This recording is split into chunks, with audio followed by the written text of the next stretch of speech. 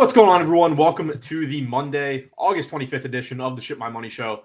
I'm your host, Adam Scherer. You can follow me on Twitter at ShipMyMoney DFS. 10-game MLB slate tonight. $5, $25K to first tournament on DraftKings. Unfortunately, that tournament got a little bit smaller, but still nice. $25K to first for $5. $100K to first in the $111 today, where I have sunk money all season long, but eventually maybe I will turn a profit in that. No real weather concerns, it doesn't look like, so we don't have to worry about that too much. Wind blowing out in a couple of spots, but doesn't look like any rain. So going to go game by game. As usual, Caleb mentioned in chat, I know not baseball, but Myers requested trade.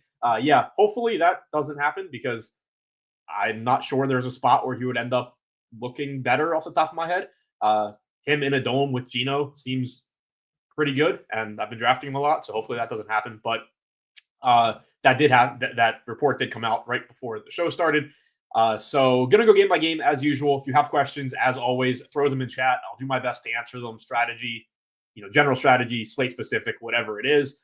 Don't forget to hit the thumbs up button, subscribe to the channel. All that stuff helps out a lot.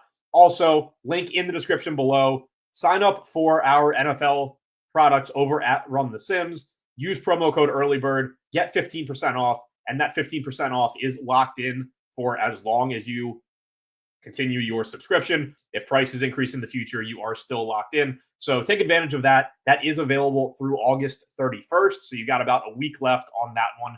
Link in the description below. I think that there's something available for pretty much everyone, regardless of if you want to bet props, play DFS, focus on single entry, focus on MME, whatever you need. We have something that I think makes sense for you. I'm pretty sure we have the cheapest projections in the industry as well. $25 a month before that promo code gets you the projections, optimizer, and the ability to sim up to 5 lineups at a time. So really good for single entry, 3 max, aggregating projections, any of that type of stuff. So check all that out. I will be coming out with a video in the next couple of days talking about that stuff a little bit more. But if you have any questions, you can ask me either here or on Twitter. You can jump in the Run the Sims Discord. That link is in the description below as well. And it is free. You don't have to sign up for anything. You can just hop in there and ask whatever you want. So check that out. Really excited for NFL season to get going. But getting back to MLB here, first game on the slate, we have the Nats taking on the Yankees in Yankee Stadium. About a 5.5 total for the Yankees, about 4 for the Nats. Cam Schlittler going for the Yankees. Brad Lord on the mound for Washington. Schlittler still not projected for a ton of ownership here. He's looked really good so far. Still only $7,700 price tag. We have a pretty high projection on him. I'm getting to like 25% right now at that 11% ownership projection, and I'm fine with that. Obviously, it is a small sample for him so far. 36 and a third innings pitched, but a 118 stuff plus grade, that's better than any pitcher pitching today, including Tarek Skubal. Obviously, I'm not suggesting that long-term he's going to be better than Tarek Skubal, but that speaks to how good the stuff has been for him so far. He's averaging 97.9 miles an hour on his fastball, 25% strikeout percentage so far. Command has been a little bit below average, but nothing overly alarming. For 7,700, he certainly has a lot of upside. I'm surprised he's not projected for more ownership. Certainly could be a spot where ownership just comes in low and recency bias, ends up getting more ownership to him. We've seen it with Trevor Rogers, where none of the main projection sites are super bullish on him on any given slate. Like, they're still clearly not factoring in this year that much, but then his ownership still keeps coming in double what it's projected for. Maybe you see that with Schlittler here, and instead of 11%, he's like 17 or 18. I think that it would still be fine. Jake said, I swear the $5 on DK was $25K to first last night. Now it's saying 50. Am I crazy? No, you're not crazy. I hadn't looked today, and I said 25K to first because I had looked last night. So did they change it? I actually haven't registered for anything yet today. Yeah, no, it's 50K to first now. Cool. Same size field, too. That's weird. So, yeah, no, you guys aren't crazy. It definitely said 25K to first last night because I was pretty disappointed by it. But 50K to first. So I'll walk back what I said earlier. That's exciting news. So 50K to first, $5. But yeah, I like Cam Schlittler here. The Nats, I've talked about it before. They have kind of that weird, like, top-heavy lineup where the top of it is certainly far from easy, where you have CJ Abrams, You have James Wood, who hasn't been as good in the second half of the season, but still clearly a very good hitter. Josh Bell, Luis Garcia probably hitting fifth, but then it drops off. Riley Adams certainly not the best hitter. Dylan Cruz is good but young.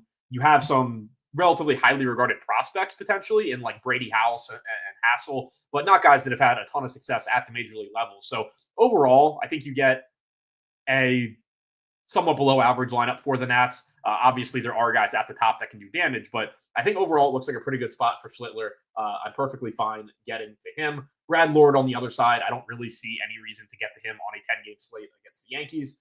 Looking at bats here, starting on the Washington side, about 5% projected ownership coming into Bell, Garcia, Abrams, 4% to Cruz, Adams, Lyle, 3% to Wood.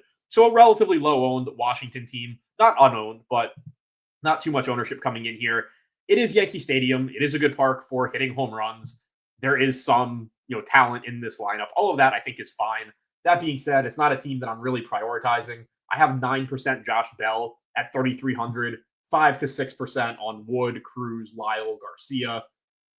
Less than that on everybody else, but pretty much see it the same way the field does, where you're getting a relatively inexpensive offense in Yankee Stadium against a pitcher that has only thrown 36 major league innings. There is some upside there just kind of by default. But that being said, it's not an ideal matchup. Schlittler so far this season has allowed more power to righties than lefties in the major leagues. It is a small sample, so we'll see if that continues or not.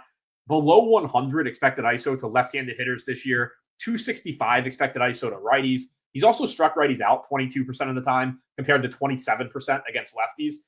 If he is truly reverse splits, that actually would be a good thing for this Washington matchup where Abrams is left-handed, Wood is left-handed, Garcia is left-handed, and Bell is left-handed. Like the most dangerous hitters in this lineup are all lefties, which obviously that does play up in Yankee Stadium. But if these splits are real, which they could be, he's thrown a curveball 22% of the time to lefties. That is a pitch that often will play better against opposite-handed hitters. He's also thrown his cutter 14% of the time. That pitch also plays better in a lot of cases against opposite-handed hitters. So maybe these reverse splits are real.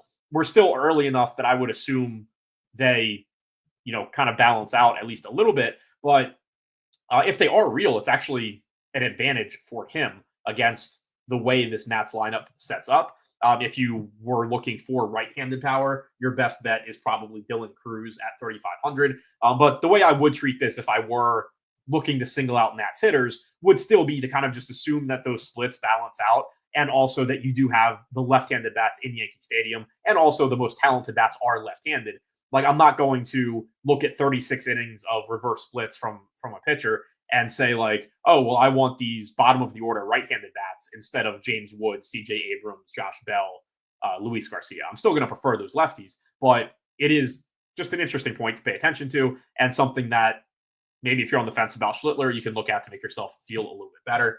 On the Yankee side, they should be the more appealing offense here, certainly getting quite a bit more ownership, although right now I'm not really getting there, which scares the shit out of me and hopefully changes. Aaron Judge getting 22% ownership, Ben Rice at 21, 10 to 15 basically to Grisham, Caballero, McMahon, Jazz, Goldie, Bellinger, Dominguez. This entire team looks pretty popular here, and that's not really surprising. They, I believe, have the highest team total on the slate. You don't have Coors Field to take ownership away from it.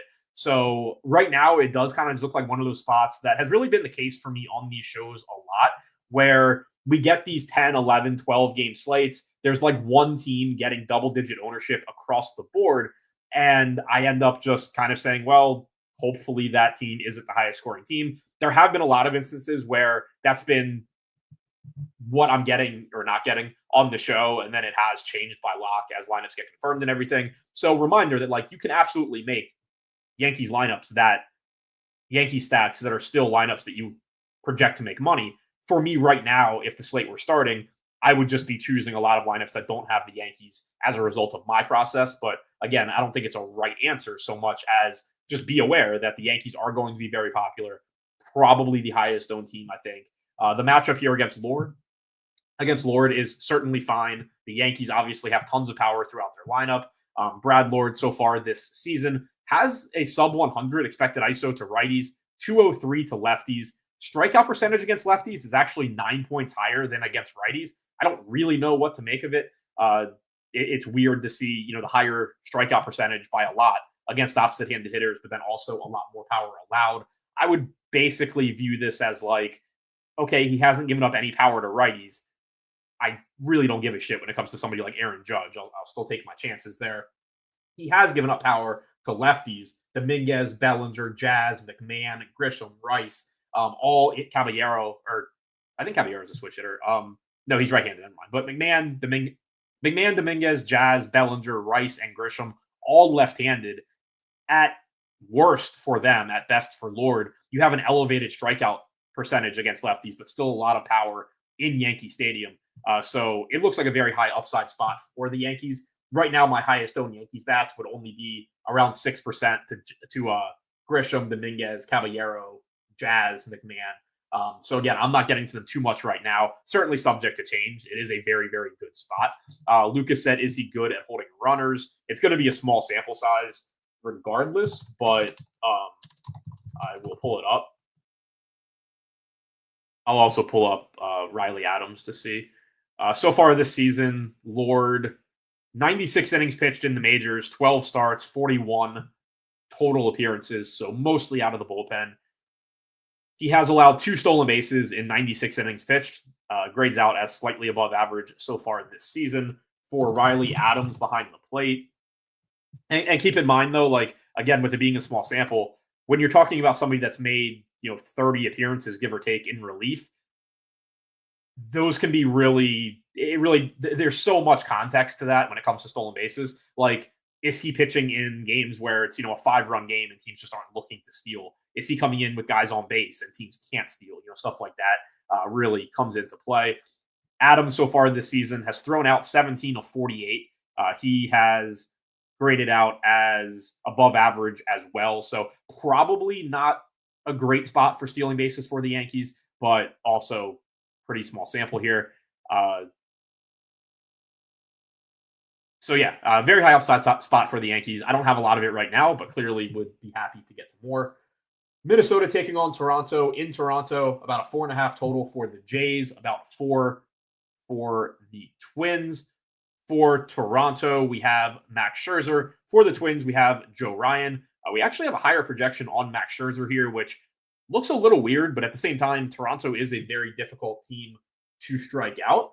Still kind of surprising to me to see Joe Ryan's projection as low as it is. But again, very difficult team to strike out. Against right-handed pitching so far this season, the Blue Jays active roster is 5th in WRC+, so that has climbed quite a bit as the year has gone on, which we expected. It's also dead last in strikeout percentage, so it is a pitcher in Ryan that will give up some power. He does have good strikeout stuff, but also the Blue Jays are hard to strike out. If you wanted to make a case for Joe Ryan and for maybe saying, well, I disagree with the projections, and what I'm going to say is factored in. So I'm not saying to double count it, but I'm saying, like, if you just really want a reason to play Joe Ryan, he has struck out 33.8% of the right-handed hitters that he has faced this year, compared to about 22% of the left-handed hitters, 23% of the left-handed hitters. Toronto's lineup does have 6 righties, 3 lefties. So you do get the platoon advantage for Ryan, which has been very big as far as strikeouts go for him. So again, that kind of stuff is factored into our projections, our sims that generate our projections. But if you just don't want to listen to our sims and just want to look and say, like, well, it's a bunch of righties, that does obviously work in Joe Ryan's favor. But that being said, he still doesn't project all that well here. He's only projected for 3% ownership. I'm not getting to any. Scherzer is projected to be the more popular of the two pitchers. 21% projected ownership. I have 19% at 8,300. The Twins matchup is not the easiest in the world, but it is a better matchup than the Blue Jays. They rank 16th in strikeout percentage against right-handed pitching this season. Their active roster is 23rd in WRC+. Their lineup is out. It's a pretty normal lineup. Buxton, Larnach, Lee, Wallner, Jeffers, Clemens, Lewis, Julien, and Outman. So nobody, no Keyshaw in the lineup. So that makes it a little bit weaker. But for the most part, there's no like massive holes in it, at least that I'm noticing outside of Keyshaw. But Scherzer has pitched better of late as the season's gone on. Had the blister. I don't remember if it was a blister issue or just a thumb issue or whatever it was.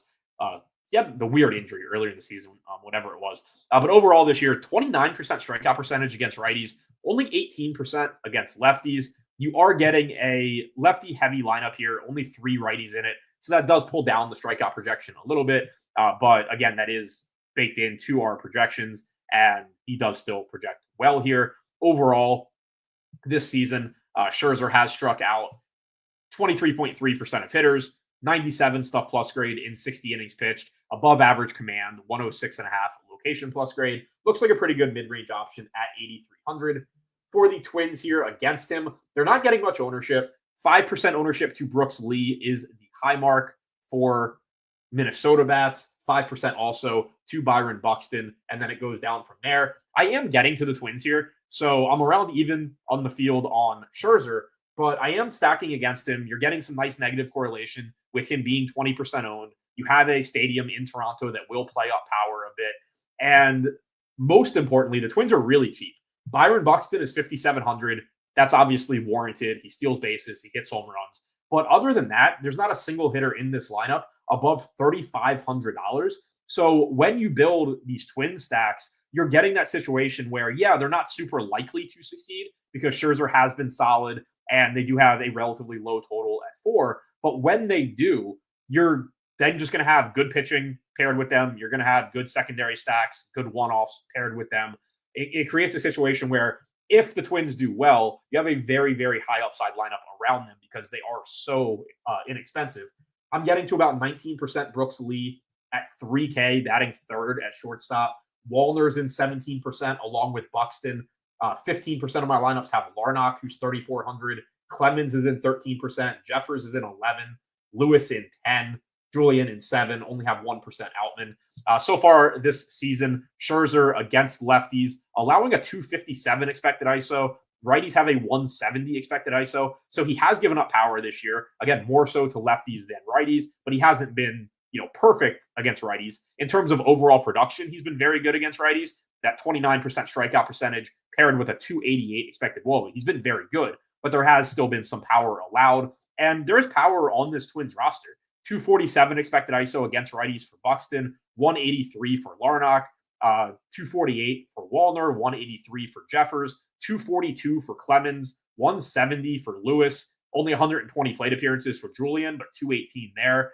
There is pinch hit risk here as well. That is something I think that is pretty important to point out for the Twins. We scroll over here to double check what we have. 24% on Julian, 24% on Outman are the two that really stand out, but double digit, 10 to 15% on Buxton, Wallner, Larnach, Clemens as well. So that is a negative, but again, really cheap price tags here too. So that I think kind of makes up for it. I just like the combination of really cheap pricing, guys that do actually have some power and stolen base upside, more so power than stolen base. Like Kirk is also a very good throwing catcher, but just really, really cheap. They do have power if Scherzer's not on top of his game, and you do have a lot of lefties against Scherzer, which is nice. I think the pricing offsets a lot of that pitch hit risk. For the Blue Jays on the other side against Ryan, getting around the field there, it's like 2 to 5% projected ownership to the entire lineup, 2 to 6% exposure for me to most of the lineup. Ryan does get a lot of strikeouts, more so against righties than lefties. He does give up power, more so to lefties than righties. 169 expected ISO to righties with that nearly 34% strikeout percentage. 200 expected ISO to lefties with a 23% strikeout percentage. Springer, Guerrero, Kirk, Bichette, obviously any of these guys are fine. In a perfect world, I would prefer the lefties. Dalton Varsho being the best left-handed power bat in the lineup.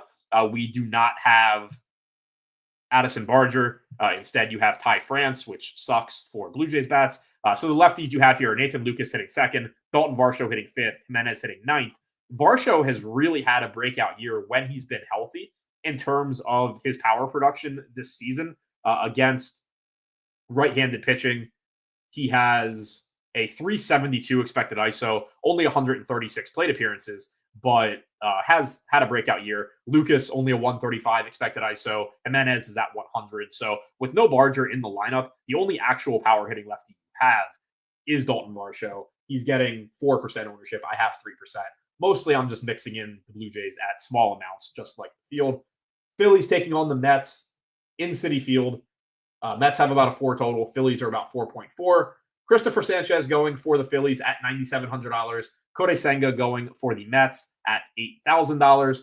3% projected ownership is coming in to Senga. I don't have any right now, which isn't too surprising. For whatever reason, I basically never play the guy.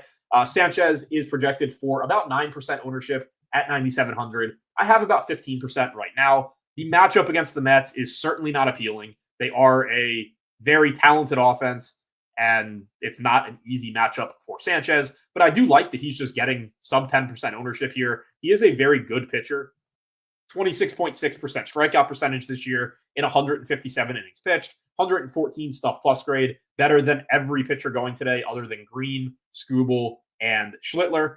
By the way, I did misspeak earlier. Schlittler does not have the highest stuff plus grade on the slate. That is Hunter Green, then Schlittler, then Skubal. I overlooked Hunter Green somehow. But point being, Schlittler's stuff is very good, and so is Christopher Sanchez's. One other interesting thing about Sanchez is that he has that very high stuff plus grade, despite throwing his changeup a ton. Generally, that's a pitch that stuff plus is actually biased against. But in Sanchez's case, it all still works out to a very high grade for him. He's had basically league average command as well. 95.5 mile an hour. Average fastball velocity is up nearly a full mile per hour from last year as well. The Mets lineup is out. We have a relatively normal lineup. The bottom of it is relatively weak. You have Taylor batting 7, McNeil batting 8, Torrens batting 9. Not that Torrens is terrible for a catcher, but he's also not the best hitter in the world, obviously. For Sanchez so far this season, 27% strikeout percentage against lefties with a sub 100 expected ISO, 26% strikeout percentage against righties with a 135 expected ISO.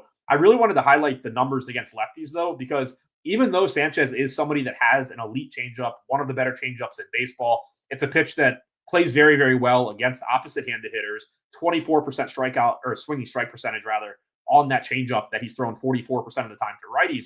A lot of times when you get a pitcher that has that changeup reliance, that pitch mix, they end up being somebody that is reverse splits. And that's really not the case for Sanchez, even though he does have, he is very changeup reliant.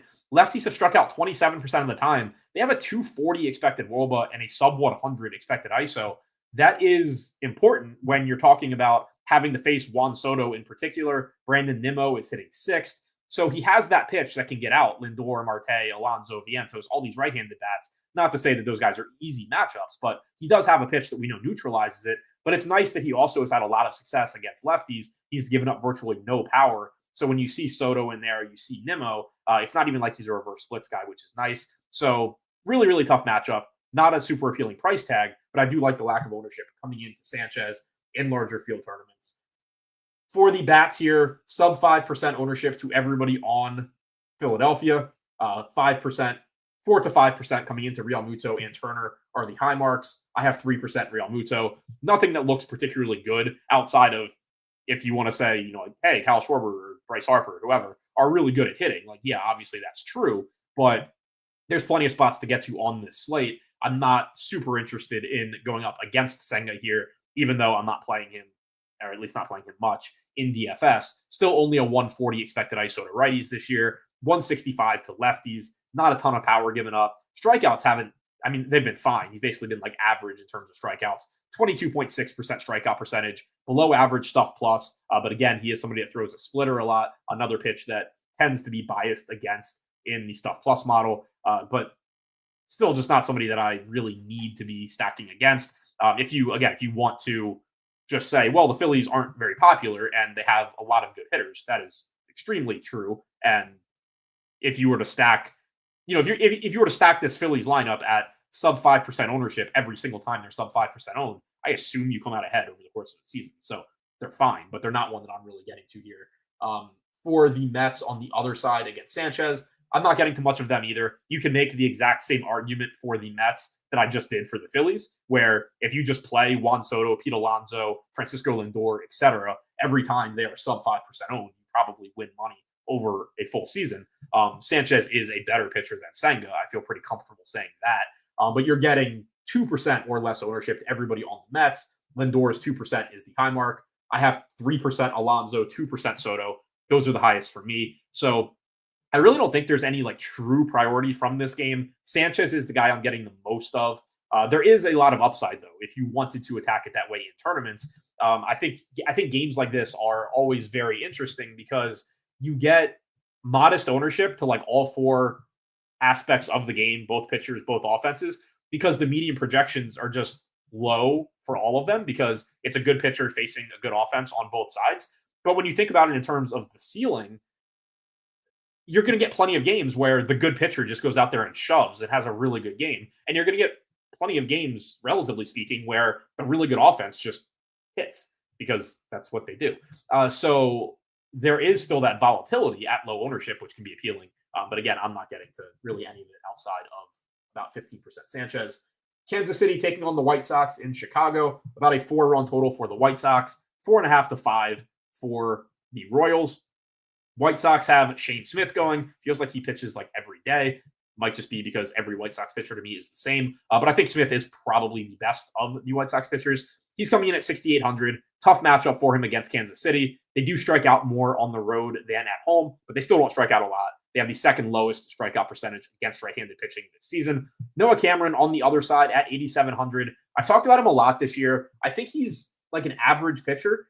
The problem is that he's gotten off to a really, really hot start in terms of run prevention in the major leagues, and it's probably unsustainable. 4.21 xFIP, 2.53 ERA, and I think that just drives his salary up a little bit higher than I would like.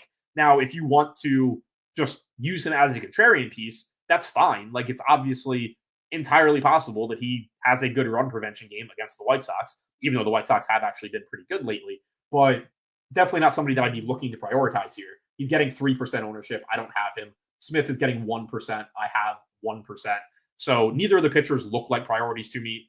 Shane Smith, so far this season, has a 22% strikeout percentage, 4.4 xFIP. I would argue that, like, from a talent standpoint, Smith is probably a little bit underpriced at 6,800. Cameron's probably a little bit overpriced at 8,700. But then at the same time, you do also then have to think about like win probability. And when you pitch for the White Sox, you tend to have a low win probability because your team absolutely blows. When you're playing against the White Sox, you have a relatively high win probability because your team's probably going to win. So like you do have that. It's not a perfect apples to apples, talent comparison saying, well, Cameron's $2,000 more expensive than Smith. That means Smith is underpriced necessarily. So ultimately not really interested in either of these pitchers too much. On the Kansas City side against Smith, you are getting some ownership here. 18% coming into Witt at $5,800. 10% coming into Pasquantino, Yastrzemski, Garcia, Perez, Massey. So relatively popular Kansas City team. Nothing too crazy. Less ownership than you're getting to like the Yankees, for example, but they are relatively popular. I'm pretty close to the field on most of them. I do only have 9% Witt, so that puts me at about half the field. The rare slate where I'm not playing more Bobby Witt than the field right now. But clearly, if you play Bobby Witt, it's fine. He's really, really, really good. So far this season, Shane Smith against righties, only a 128 expected ISO, 22% strikeout percentage, 22% strikeout percentage to lefties as well. He has allowed more overall production, though. 191 expected ISO to lefties, 354 expected WOBA. Vinny Pasquantino has an extra base hit in, I think, like 8 straight games. I think he has like 7 home runs or something over that stretch as well. I might be completely making that number up, but it's a lot of home runs. He is still reasonably priced at 4,500, but I'm getting like 6 to 10% on Witt, Yastrzemski, Garcia, Pasquantino, Perez, and then sub 5% on everybody else. So kind of in the ballpark of the field on Kansas City, a little bit lower, but nothing too crazy. I do prefer the lefties here against Smith. That would be, Yastrzemski and Pasquantino being the two most appealing. You do get some pinch hit risk potentially. I do want to check the bullpen for the White Sox. They have 3 lefties in their bullpen. One of them threw 24 pitches yesterday.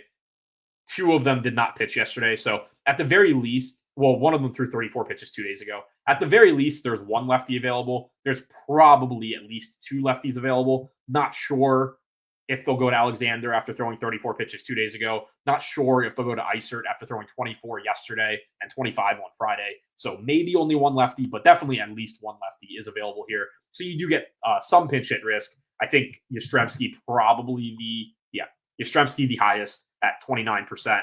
20% to Frazier, 24% to Massey. Actually, Isbell, 34% is the highest.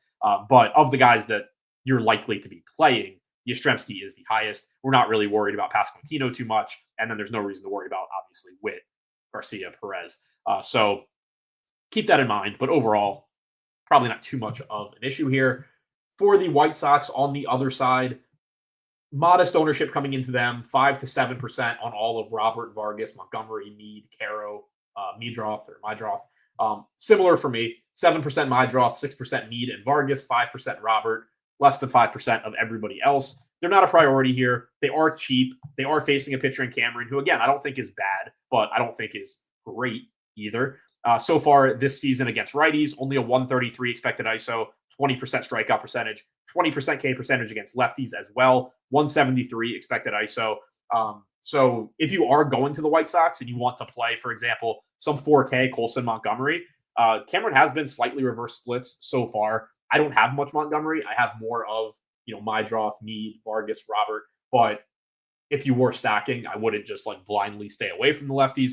Overall, though, I don't think we're prioritizing the White Sox. I think it's more so just mixing in low-owned, cheap guys, 2,900 on Mydroth, 2,500 on Mead, 3,200 on Vargas, who did get third base eligibility back as well. Jake just mentioned it in chat too. Vargas has just been going back and forth between first base only and first base, third base. He's always going to be a lot more valuable when you can play first base, third base, because he just fits into lineups easier. The opportunity cost at third base is generally going to be lower than it is at first base as well. Arizona taking on Milwaukee in Milwaukee, 4.5 to 5 total for the Brewers, 3.5 to 4 for Arizona. Brewers have Brandon Woodruff going at 10K. Arizona has Eduardo Rodriguez going at 6,200. There is about 3% ownership coming into Rodriguez, about 10% coming into Woodruff. I have 1% Rodriguez. I'm not really getting there. Not a great strikeout matchup against Milwaukee. The only argument that I would make for Rodriguez, and I've pointed it out on shows before, I haven't actually looked to see if this is backed up, but at least anecdotally, it feels like Rodriguez either has really good stuff or doesn't. It feels like he rarely has average stuff.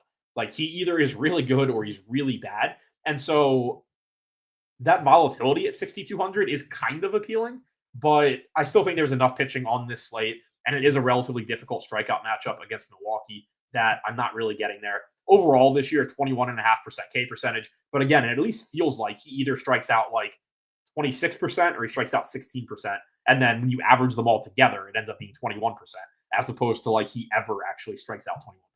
But anecdotes aside, or feelings about Rodriguez aside, it doesn't look like anybody I'm super interested in here. I am about 2x the field right now on Woodruff, 11% ownership. I have 20%. He has shown very good strikeout stuff so far in 43 2/3 innings pitched this year. 32.7% strikeout percentage, obviously very good. Command has been good. Stuff plus grade is actually down at 95. So I am a little concerned there, how long until we see a drop off in strikeout percentage. But he is historically a very good strikeout pitcher. We have seen it so far this year. The matchup against Arizona isn't great, but it is a thinner lineup than it has been for a lot of the years since they don't have Josh Naylor. They don't have Eugenio Suarez anymore. Obviously, the top of the order with Perdomo, Marte, Carroll, Gurriel is very good. But then it does drop off a bit as you go down the lineup. Moreno is okay for a catcher, but he's not the best hitter.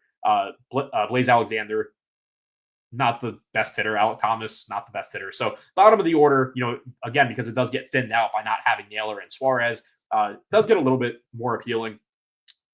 I think that the 10% ownership on Woodruff is probably the most appealing thing here. Our projection on Woodruff is slightly higher than industry aggregate. Nothing too crazy. Nothing that is a big enough difference that I would really look into it to make sure I agree with everything. But We have him projected for 22 and a half batters faced. So it's not like we have him going like super far into the game or anything like that. At 10% ownership, I don't mind being around 2x there. Arizona bats against him. I have 3% Carroll, 2% Marte. There's 2% or less ownership projected to all of them. He's just not somebody that I'm super interested in getting bats against, especially when the ones that you want to get to, you are paying a lot as well. You're not getting like a Brandon Woodruff discount on Carroll at 6,100 or Marte at 5,800. So if you go there, you're just paying for the talent and hoping for the best. But because there are 10 games, there's going to be a lot of really talented, relatively low-owned guys that you can play that you probably don't have to pay $6,000 for. So far this season in the limited sample, 105 expected ISO to lefties, 180 to righties, but righties have also struck out 37% of the time compared to 29.5% against lefties. So he has given up a little bit more production to righties, still very good with a 282 expected WOBA, but he's also struck righties out at a much higher clip. On the Milwaukee side against Rodriguez, another team getting like 5-ish% ownership across the board, 9% to Durbin, 8% to Vaughn at the top. I have 11% Andrew Vaughn, 7% Durbin, 5 apiece on Contreras, Monasterio, Collins, Turang. So not prioritizing Milwaukee here against Rodriguez for the most part. 166 expected ISO to righties with a 22% strikeout percentage, 216 to lefties with a 19% strikeout percentage. So if you were to stack Milwaukee, don't shy away from guys like Yelich or Turang just because they're left-handed. If you have Frelick leading off and you're stacking Milwaukee, obviously you can go there as well. Contreras has not hit well against left-handed pitching for a couple of years. That being said, he's still somebody that historically has some power upside, some stolen base upside. I think Andrew Vaughn is the most interesting bat here. 3,700. He has been elite since going to Milwaukee. Crazy what happens when you get out of Chicago. So we're seeing that price tag on him come up. He's not minimum salary anymore like he was for the first couple of weeks, but he's still relatively cheap for somebody that has the platoon advantage and has just absolutely raked since getting to the Brewers. Pittsburgh taking on the Cards in St. Louis. About a 4.5 total for the Cardinals, about 4 for the Pirates. Pirates have Johan Oviedo going at Pirates have Oviedo going at $6,700. Cardinals have McGreevy at 63. 7% ownership coming in to McGreevy, 4% to Oviedo. I do need to look into Oviedo a little bit here because our projection on him just seems high to my first glance. We are a few points higher than industry aggregate, so I want to double check and just make sure that I agree with everything here. So we have him projected for 22 batters. He's somebody that historically has not, been a great pitcher. Not terrible, but also not great. 4.58 FIP for his career, 20% strikeout percentage. So far this season, he has made 2 starts. He's gone 6 innings total in the majors. He most recently pitched on the 20th. He went 5 innings, faced 19 batters, struck out 6. In the minors, faced 20 batters on the 15th, went 5 innings. We also have him. So we have him facing 22 batters, which might be a shade high. And we have him striking out 5.56. So we have him at a 25% strikeout percentage, which also seems high to me. I don't know why it's projecting that way. The bottom of the Cardinals order is not the best right now. I still kind of don't know that that's enough that I agree with like a 25% strikeout percentage for Oviedo. Oopsie has him with a 23% strikeout percentage going forward. We are generally pretty close to that on most pitchers because that is a newer model that factors in all of the advanced data stuff that you can. So that makes me that explains a lot of it, I think. Like Oopsie has a 4.01 FIP and a 23% strikeout percentage going forward. All of the other Fangraphs models are between 19 and 21% Ks and like a 4.2 to 4.5 FIP. So it is likely that the more recent pitching data is favorable for him, and that's driving up our projection on him a bit.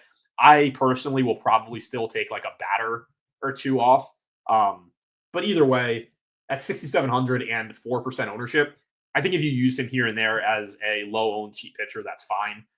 Whether he's projected for, 15 whether he's projected for 15.5 or 14.5 DraftKings points, he's going to look okay in that role.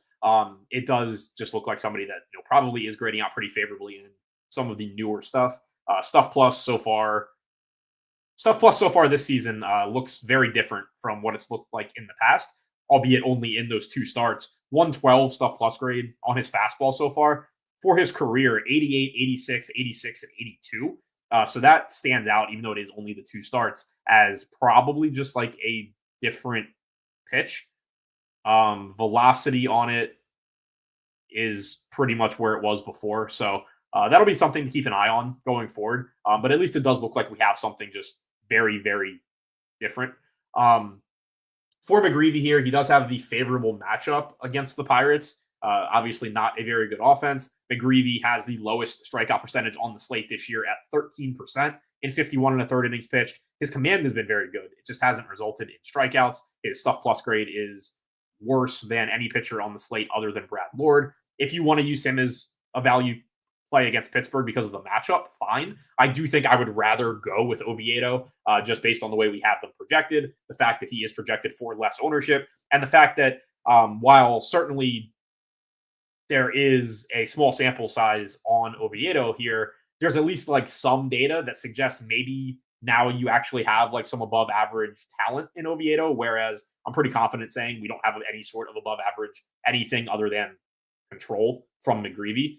So I think I would lean toward Oviedo just from an upside standpoint. But again, that's not with a ton of confidence because for most of his career, he has not been particularly good. For the bats here, starting on the Pirate side, 8% ownership coming into Spencer Horwitz at 3,200 is the high mark for the Pirates. 6% to Gonzalez, Triolo, 5% to Pham, Kiner Falefa, Reynolds, Cruz. I'm mostly in that ballpark as well. I have 5 to 7% on Gonzalez, Cruz, and McCutchen. Less than that on everybody else. It's just still not a great offense to target on a 10-game slate, even though the matchup against McGreevy isn't the scariest in the world. So far this season against lefties, 219 expected ISO for McGreevy, 113 the righties. If you are looking for left-handed power here, Horwitz, 157 expected ISO against righties so far this season, 170 since last season. Brian Reynolds this season at 165. Since last season, 185. So you have seen him, like Horwitz, drop off a little bit this year. Sawinski, if he is in the lineup, is at 200 in 130 plate appearances this year.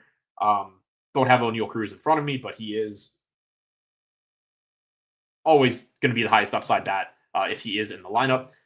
For the Cardinals against Oviedo, about 5 to 6% ownership coming into Wynn, Herrera, Sagesi, Nootbaar, and Burleson. I have 5% Burleson and Nootbaar. I have basically nothing else. Oviedo, again, we don't have much of a sample size so far this year. If you go back to 2023, which was his last year in the majors, only a 115 expected ISO to righties with a 19% strikeout percentage, 180 to lefties with a 22% strikeout percentage. Again, he's never been like a complete gas can. Nootbaar this year, 194 expected ISO against right-handed pitching. Burleson at 204, Contreras at 246, Gorman at 222. Of the lefties, Gorman, Burleson, Nootbaar have the most power if you are looking to go there. Devin Scott said kind of coldish in St. Louis too.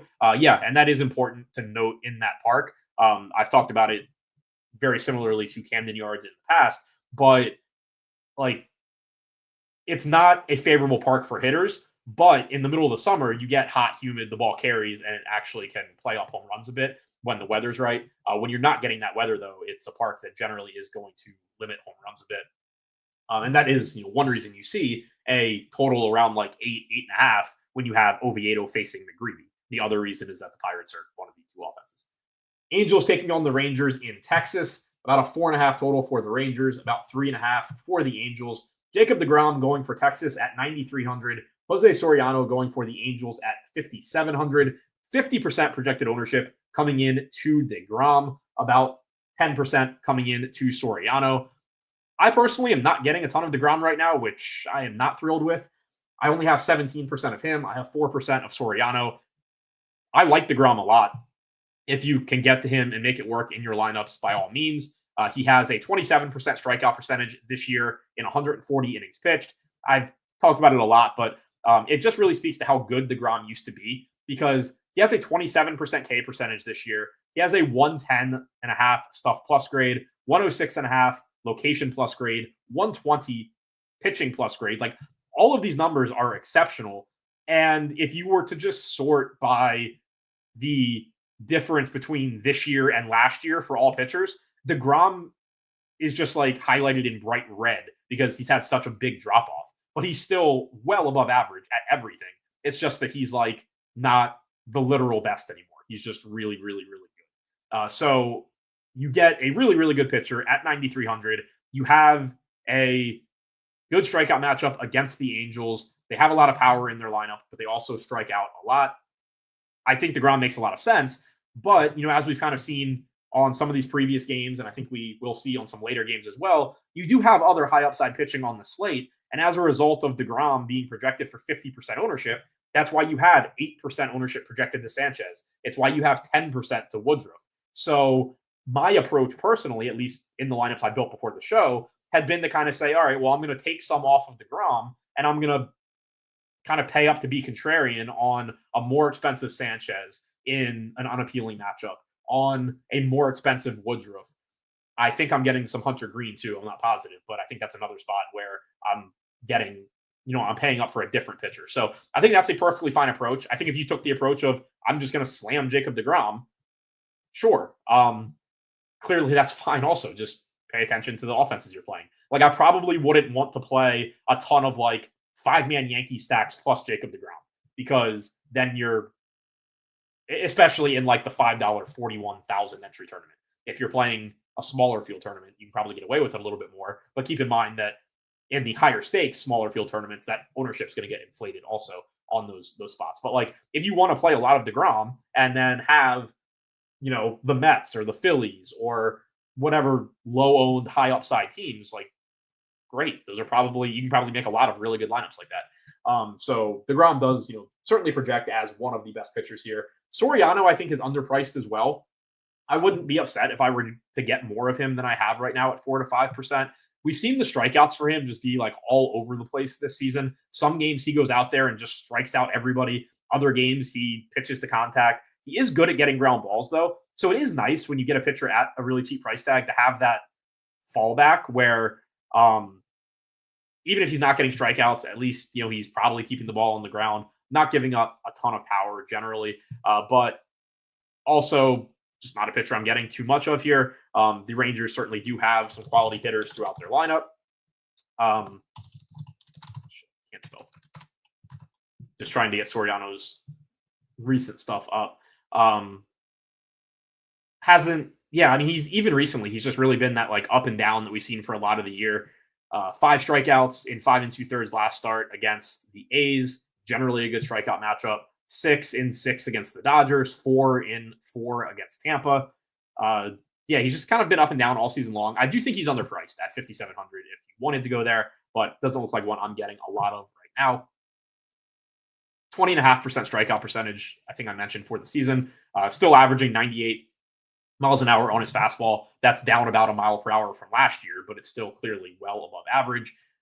For the offenses here on the Angels side, I actually have a lot against DeGrom, which, again, I don't love. It doesn't really strike me as a spot that, like, I necessarily, if I'm not playing DeGrom, then I necessarily need to be playing a bunch of hitters against him. He's one of the more talented pitchers on the slate. I think I could certainly just, like, not have either side. That being said, I'm never upset when the Angels are, like, 1% owned and I get to them because they do have a lot of power. They do have a lot of speed. DeGrom has obviously been very good this year. Only a 132 expected ISO to righties. He has only struck righties out 24% of the time compared to 30% against lefties. Right now, though, I have like 24% Neto, 21 Adele, 16 Trout, 13 Ward, 10 O'Hoppe. Goes down from there.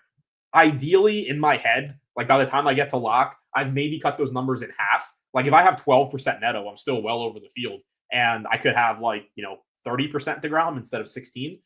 In my head, that would be perfect. But also at the same time, like, especially when you're talking about a $5 41,000 entry tournament, if I'm just taking a stand where I'm the only person playing Zach Neto and Mike Trout and Joe Adele, against a 50% owned pitcher, like I'm okay with that too. It's not going to work out that often, but when it does work out, it certainly pays off pretty nicely.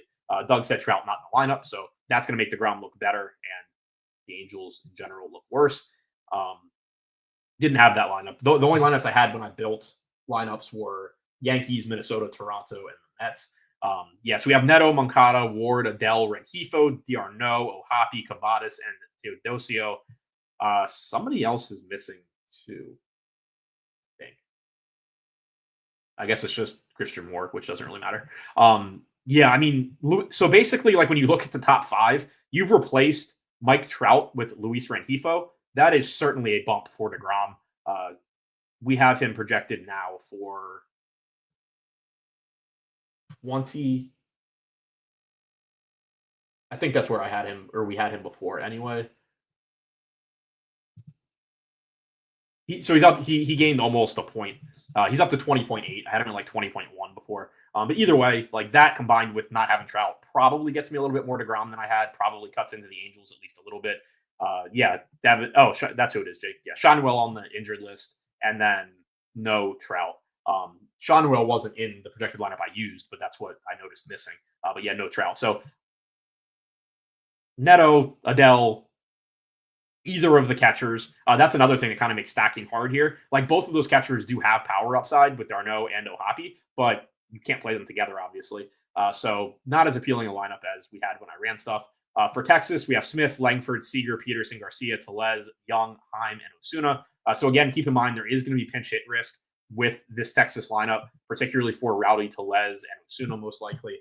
For the bats here against Soriano, I am not getting to much of them. Neither is the field. Sub 10% ownership coming into everybody. 7% apiece for Seager and Jock are the high marks for the field. I had 5% Seager as my highest owned guy. Soriano typically doesn't give up a ton of power. This season, 129 expected ISO to lefties, 146 to righties, 24% strikeout percentage against righties, 18% against lefties. You have a predominantly left-handed lineup, so that does cut into Soriano's strikeout projection a bit. Only 3 righties in there with Langford, Garcia, and Young. For the pinch hit risk on Texas, we have sort by team. Pretty high on Peterson, who's DHing at 29%, 31% on Tellez, 27% on Osuna. So, the ones that you would expect to be pretty high pinch hit risk are high pinch hit risk. San Diego taking on the Mariners in Seattle. Cal Raleigh hit 2 more home runs yesterday, getting him up to 48 and 49. JP Sears going for the Padres. Bryce Miller on the mound for the Mariners. 3% ownership coming into Sears at 6,500. 1% coming into Miller at 7K. I have neither one. I have 1% Sears. Sears is cheap and in a great park for pitching at 6,500, and the same can be said for Miller. Both matchups are dangerous. This Mariners lineup obviously has a lot of power upside. Sears is not particularly good either. The Padres are a very difficult team to strike out. They also obviously have very good hitters. So far this season, Miller only striking out 18% of hitters in 53 innings pitched. That is down 6 points from last year when it was 24%. His command this year has been well below average. It was above average last year. He's seen a drop off in his stuff as well. Fastball velocity down a little over half a mile per hour. So not the same strikeout guy that we've gotten in the past. Tough strikeout matchup. Good park. For Sears, 20% strikeout percentage in 122 innings pitched this season. Command has been very good. Stuff is dog shit. Doesn't throw hard, but command has been good. Just still not really super interested in getting to him against Seattle. For the bats, I am getting to the Padres, at least a few of them, a bit more than the field. 9% projected ownership to Tatis, 7% to Machado, 5 to 6% to Bogarts, Arise, and then it goes down from there. I'm getting the 15% Machado, 10% Tatis, 9% Sheets, who's 3,300 and has been very good this season. We do not have the San Diego lineup yet, but assuming he's in it, I have 8% Bogarts and Cronenworth, 7% Arise, 5% O'Hearn, Laureano. So I am getting a bit above the field on the Padres here. The park sucks for hitting, but the Padres are very reasonably priced. Tatis is 5K. We've seen a bit of a power outage from him lately, but that's resulted in the price tag coming down as well. So he's only 5K. Still has a 222 expected ISO against right-handed pitching overall this season. Other than that, 4,800 for Machado, and then nobody else above $4,000. So you do get a cheap San Diego team that has talented hitters. Machado has a 214 expected ISO against righties this year. O'Hearn's at 189. Sheets is at 239 with only a 20% strikeout percentage. Laureano is at 229. There is power upside in this lineup. They are cheap for the most part. So kind of like with the Twins, I'm not super confident in the Padres against even this version of Bryce Miller in Seattle, but they do have enough talent. They have enough power upside. When they do well, you just end up with a loaded lineup around them. On the other side, for Seattle, I would like to be getting to them against Sears, and I am, at least somewhat. Pretty much the guys that you would expect or want to be getting to from the Mariners are showing up a bit for me right now. 6% projected ownership coming into Cal Raleigh, 7% to Arozarena, 6% to Rodriguez, 6% to Suarez, everybody else lower than that. I'm getting the 15% Raleigh, 13 Arozarena, 11% Garver, 8 on Suarez, 6 on Rodriguez, and then I'm not really getting anybody else. But those are the legitimate power bats in this lineup. They have right-handed power against Sears. You are working, it sucks that they're in T-Mobile. It's a really tough place to hit home runs, but I've mentioned it in the past as well. Like, at least with the Mariners, it's naturally going to be baked in somewhat to their pricing because they play half their games there. 203 expected ISO allowed to righties by Sears this season against left-handed pitching so far this year. Going to be a relatively limited sample, but 252 expected ISO for Arozarena, 355 for Raleigh, 287 for Rodriguez, 289 for Suarez, 192 for Garver. I'm fine getting to all of those guys. $6K on Raleigh is obviously expensive, but completely warranted. One of the absolute best hitters in baseball, regardless of position. Then you factor in that you're getting him a catcher, and he's just live to beat every other catcher by 30 points on any given slate. Detroit taking on the A's in Sacramento. Tarek Skubal going for Detroit. For the A's, we have JT Ginn. 13% ownership coming into Ginn at 5,500. I don't have any right now. 36% ownership coming in to Skubal at 10,700. I'm about even with the field at 31% there. He's obviously really, really good. Pitching in this park sucks, but he's really, really good. There are plenty of strikeouts to be had in the A's lineup, although we do have Jacob Wilson back. So that is one really, really low K guy that they can throw in there that offsets some of their really high K guys. But Tarek Skubal, best pitcher in baseball, really, really good. Probably going to be facing an entirely right-handed lineup, but against righties this year, striking them out 34% of the time, 150 expected ISO compared to sub 100 to lefties. So he does give up more power there, but he does have the higher strikeout percentage against righties. He's obviously really good. It's just a matter of can you get to him at that salary. For JT Ginn, really, really big splits, both historically and so far this season. So you will want to keep an eye on exactly what lineup Detroit is running out there. They probably are pretty balanced, but skewing like a little bit lefty heavy toward the top. Colt Keith, Kerry Carpenter, Riley Green, Wenceel Perez, probably all hitting in the top 6, along with Torres and Torkelson. McKinstry probably in there as a fifth lefty as well. If for whatever reason Detroit does give us an extra righty or two, you should be pretty aggressive, I think, in swapping to some JT Ginn because he is only 5,500. He comes into this start this season with a 17% strikeout percentage and 219 expected ISO, 384 expected WOBA allowed to lefties. Just awful numbers to lefties. Like, if you had those numbers against everybody, you're just not even starting major league games or you're pitching for the Rockies, one of the two. But against righties this year, 33.5% strikeout percentage, 145 expected ISO, 258 expected WOBA. If, again, I doubt they will. I don't know why they would. But if for some reason Detroit just has extra righties in there, it makes probably a bigger difference for JT Ginn on a marginal batter to batter basis, how many righties there are than any other pitcher. Joe Ryan is similar, except Joe Ryan is still massively better against lefties than JT Ginn is.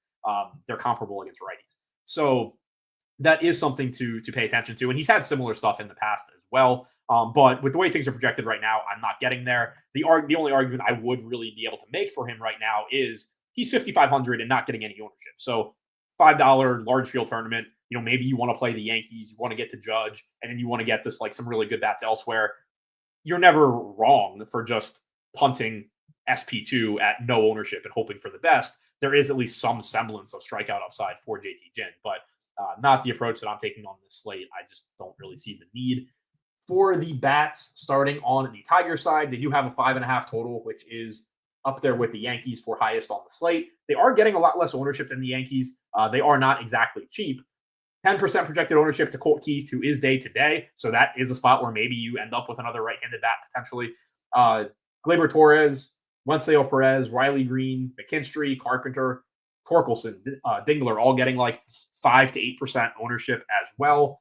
I'm pretty close to the field on most of these guys. I have 12% Torres and Keith, 9% Green, 7% Torkelson and Carpenter, 5% McKinstry. Obviously, I prefer the lefties here if I can get to them. You do get some pinch hit risk with Detroit also, which is something that maybe is keeping things in check. Kerry Carpenter, 33% chance of being pinch hit for. Keith at 39%. If Trey Sweeney's in the lineup, which he wasn't in the projected lineup I used, but if he's in, he's pretty high as well. So that is one thing that is a negative for the Tigers.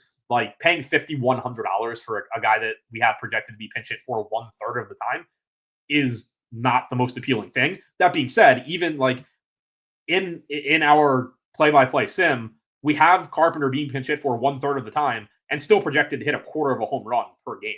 So that speaks to like the massive power upside and the huge or the really appealing matchup that Carpenter has. But then you also have the reduced plate appearance total. The A's bullpen has. So this is one positive. They have two lefties, but they're both back end guys. Sean Newcomb's been their closer. He's a lefty. And then Hogan Harris has been used primarily as a setup guy.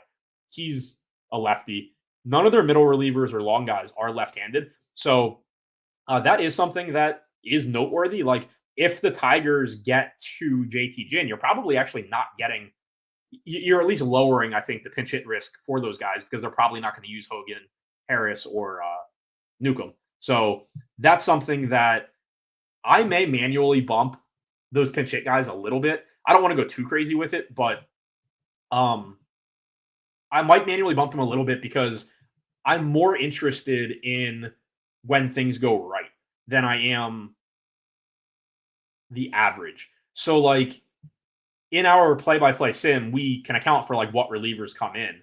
But even if you tell me that like on average, Kerry Carpenter faces Harris in 1 out of 3 games and gets pinch hit for, I'm more interested in the game where Kerry Carpenter hits a 3-run home run in his first at bat, and then Riley Green hits a 2-run home run, and it's 5-0 Tigers right out of the gate, and Harris never even warms up, and Newcomb never even warms up, and then I get these extra at bats at the end. Like thinking about it in the context of if Kerry Carpenter hits a home run early in the game, it increases the chances of Kerry Carpenter getting more at bats. So I think I probably will actually bump the projection on them a little bit to try and kind of account for like extra at bats when things go right. I think that's kind of an interesting thing to think about with the way that the A's bullpen is likely set up. Steve said, is Detroit a good pivot off the Yankees? I think so.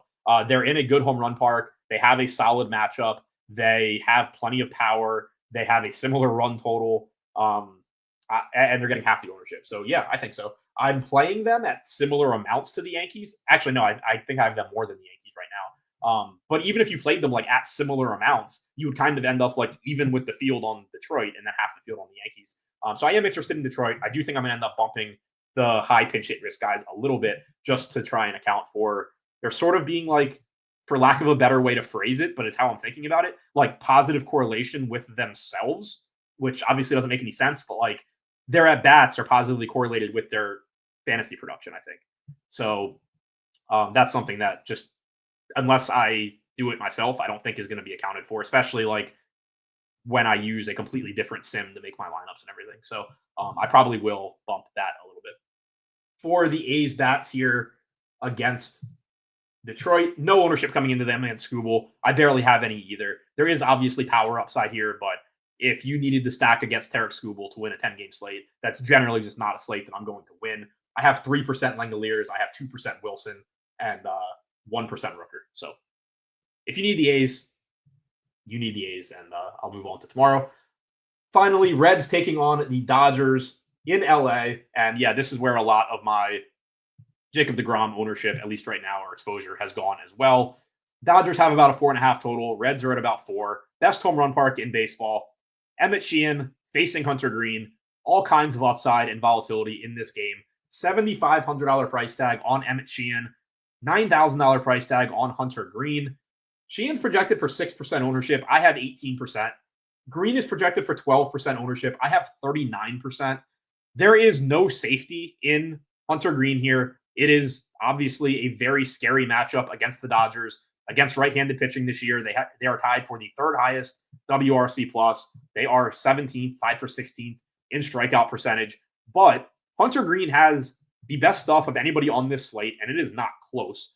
125 stuff plus grade for Hunter Green this year. Again, Schlittler and Skubal are second and third at 118 and 116, averaging 99.3 miles an hour on his fastball, up 1.5 miles an hour from last year. Stuff plus grade is up 11 points from last year. His command has been significantly better than last year. Hunter Green is unbelievably good. He's gotten much better at limiting power than he was earlier in his career, and you're just not getting ownership there right now. So as long as the ownership projections hold, I'm fine just taking my chances on Hunter Green. If he gets lit up by the Dodgers, he gets lit up by the Dodgers. It happens. But I really like being able to get to him at relatively low ownership, even if this were to end up being, 15, 16, 17%. I just like being able to get Hunter Green at like a quarter of the ownership of anybody that's the same price. Even though, yes, Jacob deGrom's really good. His matchup is good and has gotten better since I ran everything. I just like that pivot. You can see we have Hunter Green projected basically a point behind Jacob deGrom. deGrom is who I would play in cash games if I were playing cash games. He projects better at basically the same price. But when you're talking about people that have the strikeout ability that deGrom and Green have, and you're talking about a 1 point difference in projection, the range of outcomes is going to be very, very similar for these guys. So I do like that pivot to Hunter Green. Late slate for Hunter Green as well. The Dodgers will probably be a late slate team, a more appealing late slate team than main slate, because you're going to get more ownership to Green on the late slate, I would assume, by a lot. Although you do still have Skubal as somebody that people will go to. So then you start to get more negative correlation going to the Dodgers on the 3-game slate. But I'm fine taking my chances there on Green. And then on Sheehan, 7,500 is a pretty cheap price tag. There haven't been a lot of mid-range pitchers that we've really liked or that have been getting a ton of ownership on this slate. The matchup with the Reds is fine. It's not, the easiest matchup in the world, but they're top 10 in strikeout percentage against right-handed pitching this year. They are 21st in WRC+. They certainly have some dangerous hitters in there, but Sheehan is somebody that is likely to be an above-average strikeout pitcher. So far in 33 innings as a starter this year with the Dodgers, 26% strikeout percentage, 102 stuff plus grade, league average command, 95.5 mile an hour average fastball velocity. He was striking out everybody at AAA, if I remember correctly. Pulling it up now, but I think he was striking out like 30+% or something insane. AAA this year, only five starts, 17 innings pitched. He struck out, sorry, it wasn't 30+, it was 42.5%. So again, you're not going to carry that over, but everything suggests that Sheehan is an above average strikeout pitcher. You go back to 2023, 60 innings pitched, mostly as a starter for the Dodgers. He still struck out 26%. He missed 2024 with injury, but he doesn't have a lot of time at the advanced levels of the minor leagues, but coming up through the minors, just absurd strikeout stuff at the lower levels, above average strikeout stuff in his first major league stint. He looks like a good strikeout pitcher, going forward.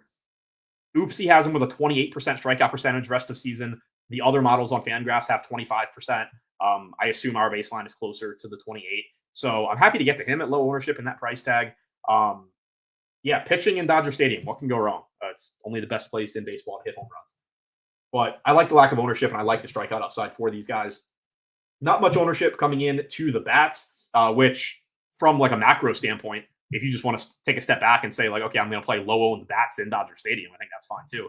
But for me, I'm not really getting to too much of the Reds. 7% ownership coming into De La Cruz for both me and the field. Then it's 5% or less to everybody else for the field. I'm getting to 7% Hayes and Friedel, 4% Lux, 5% Marte. Nothing really standing out as super appealing to me from the Cincinnati side. Obviously, Sheehan is an unproven pitcher, but he has been solid. 147 expected ISO to lefties, 158 to righties so far this season. No real splits to speak of. 26% strikeout percentage against righties, 25.5 against lefties. On the other side, for the Dodgers bats, obviously the more accomplished of the two lineups, but the more difficult matchup against Green as well. 10% projected ownership to Ohtani, 7% to Betts, 5% or less to everyone else. I have 6% Betts, 5% Ohtani, 5% Freeland, 3% Smith, 1% Teoscar.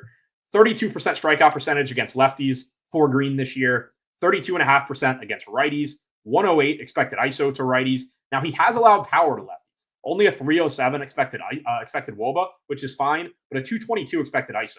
So what you're basically seeing there is well above average strikeout stuff, generally having success against lefties, but a little bit more prone to just making mistakes in the zone that get hit hard to lefties than he is to righties.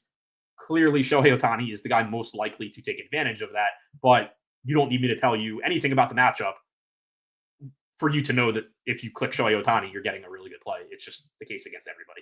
So Ohtani would be like, if I could just pick a hitter here, my favorite hitter from the game, obviously, regardless really of who's pitching. But like if you even like drilling into the specific matchup against Green, Ohtani is the one that stands out. But for me, it's the upside pitching here that is the most appealing at modest ownership. If you wanted to take the other approach, I think the upside hitting at low ownership is actually interesting too. But I find the pitching more appealing to get to, more useful in DFS, at least in the lineups that I built before the show. So to recap everything, I will put the highest projected players on the screen for you to see, and I will go through my early exposures. So you can see the pitching projections here. My early pitching exposures: Hunter Green, Tarek Skubal, Cam Schlittler, Brandon Woodruff, Max Scherzer, Sheehan, DeGrom, Sanchez, the guys I'm getting over 15% or 15% or higher on. Top five, again, Green, Skubal, Schlittler, Woodruff, and Scherzer. Highest owned hitters for me at catcher: Cal Raleigh, Ryan Jeffers, Mitch Garver, my top three. At first base, Andrew Vaughn, Cody Clemens, Josh Bell. At second base, Gleyber Torres, Jake Cronenworth, Nick Gonzalez. At third base, Manny Machado, Colt Keith, and Royce Lewis. Shortstop, Zach Neto, but that may come down just because he was correlated with Mike Trout. He's not in the lineup. Brooks Lee, Bobby Witt. Outfield, Joe Adell, again, may come down. Matt Wallner, Byron Buxton, Trevor Larnach, Arozarena, Tatis. Highest owned stacks overall: Minnesota, Angels, which again, one I hated and two may come down. Seattle, Detroit, and the Padres. Highest owned five-mans: Angels, again, probably just changes. Minnesota, San Diego, then a drop to Cincinnati, Milwaukee, Kansas City. Pretty flat outside of those top couple stacks. So pretty interesting slate. I think a lot of stuff looks very, very similar. Don't forget, sign up for NFL stuff. Link in the description below. Thumbs up button. Subscribe to the channel. We'll have more NFL content. We'll have NFL content throughout the week. So subscribe to the channel. It's going to be more organized and consistent than me doing baseball shows when I feel like doing baseball shows. So definitely do that. Really excited for NFL to get going. Thanks again. Good luck on your lineups tonight. I won't have a show tomorrow. Have some family stuff to do. Should be back Wednesday, depending what the schedule looks like. I haven't looked at it yet. But thanks again. Good luck on your lineups, and see you back here whenever I'm back.